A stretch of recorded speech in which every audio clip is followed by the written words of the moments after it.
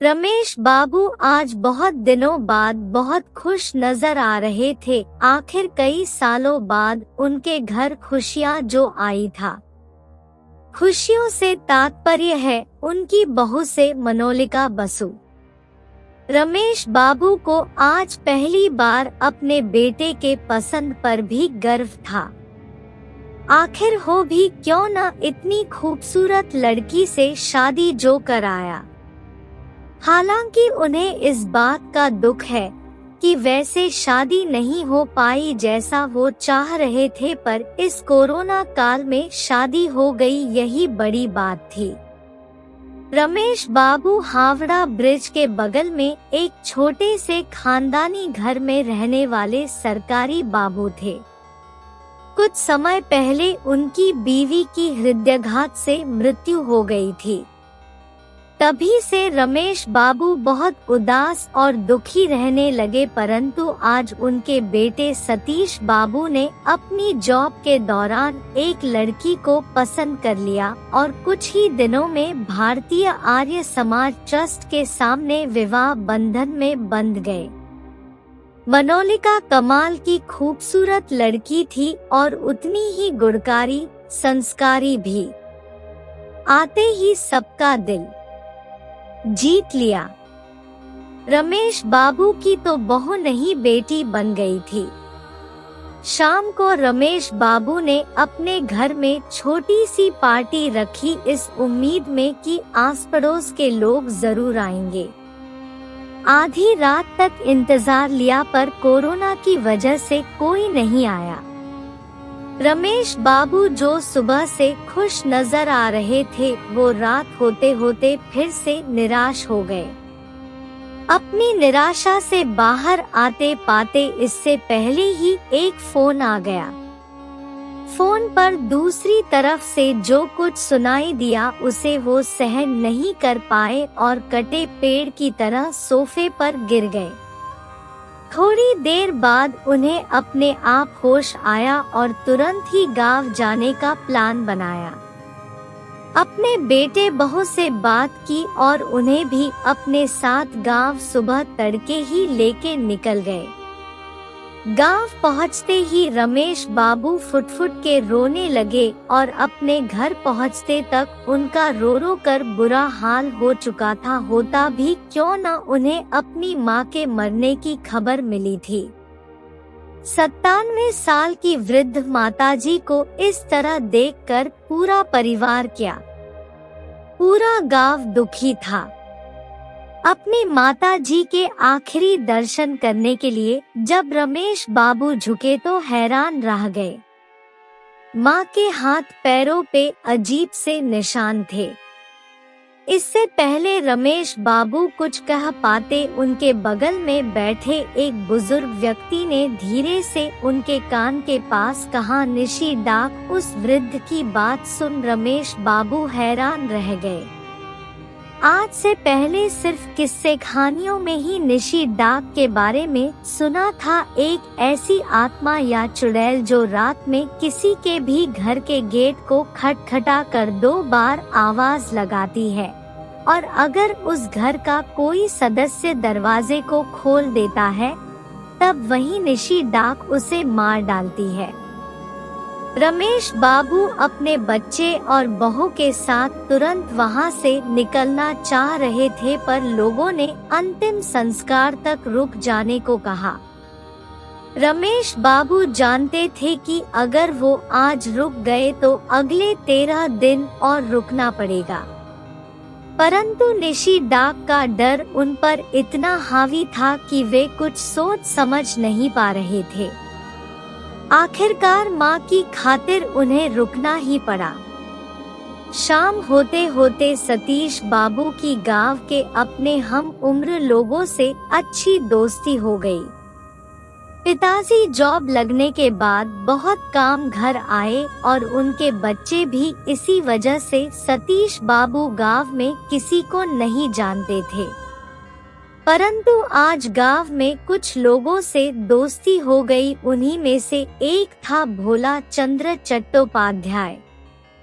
दिन भर के कार्यक्रम में साथ रहने के कारण दोनों के बीच अच्छी दोस्ती हो गई थी। शाम को करीब 6 बजे दोनों एक साथ एक नल पर हाथ पैर धो रहे थे, तब सतीश बाबू उत्सुकतावश निशी डाक के बारे में पूछ बैठे। पहले तो भोला ने मना कर दिया, परंतु सतीश बाबू के बहुत जोर देने पर मान गए। भोला ने सतीश बाबू को निशी डाक के बारे में सब बता दिया, पर सतीश बाबू पढ़े लिखे इंसान थे, उन्हें इस बात पर पूरा भरोसा कि ये सिर्फ अंधविश्वास है। रात को खाने की मेज पर रमेश बाबू ने वही बात दोहराई कि कोई भी 3 बार लगातार नाम सुने बिना न तो दरवाजा खोलेगा और न ही बाहर वाले से कोई बात करेगा। पिताजी के सामने तो सतीश बाबू ने हामी भर दी, परंतु उनके जाने के बाद हंसने लगे, परंतु जब देखा कि मनोलिका नहीं हंस रही है तो वापस चुपचाप खाना खाने लगे।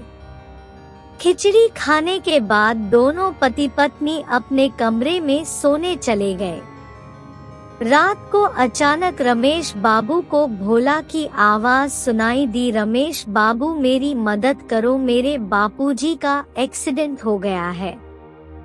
रमेश बाबू।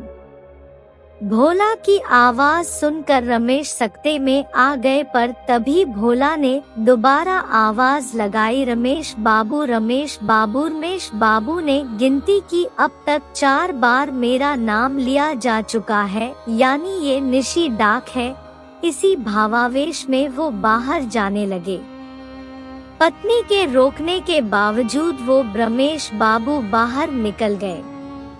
मनोलिका घबराई सी ससुर जी के पास गई और उन्हें अपने पूरा घटनाक्रम सुना दिया।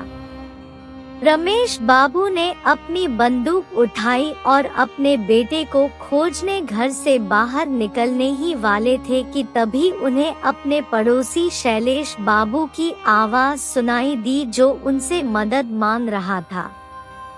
रमेश बाबू, आपका लड़का बाहर पड़ा है, उसका एक्सीडेंट हो गया है, जल्दी आइए। रमेश बाबू अपने बेटे की चोट की बात सुनकर वो खुद को रोक नहीं पाए और बिना कुछ सोचे समझे बाहर निकल गए अपनी बंदूक के साथ। परंतु मनोलिका घर में अकेली रह गई। सुबह 5 बजे अचानक शोर मच गया। मनोलिका भी घर से बाहर निकली तो देखा उसके पति और ससुर जी दोनों की लाशें उसी अवस्था में पड़ी है जैसे उनके ससुर की मां की थी। ये सब मनोलिका से नहीं देखा गया और वो वही बेहोश हो गई।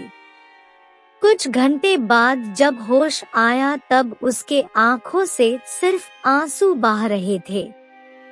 तभी वही बुजुर्ग मनोलिका के सामने आया और पूरी सच्चाई बताई कि ये सारा काम निशी डाक का है।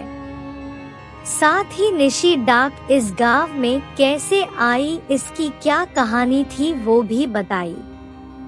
उस बुजुर्ग के शब्दों में रमेश बाबू के परदादा महेश बाबू ने एक ऐसी लड़की से शादी कर ली थी जो जादू टोना जानती थी।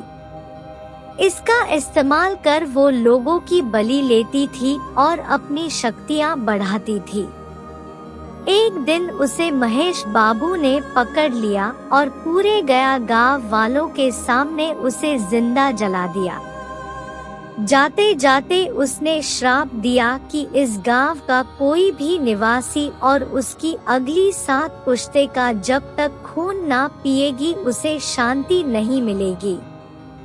इस तरह इस गांव में उस आत्मा का प्रभाव हो गया।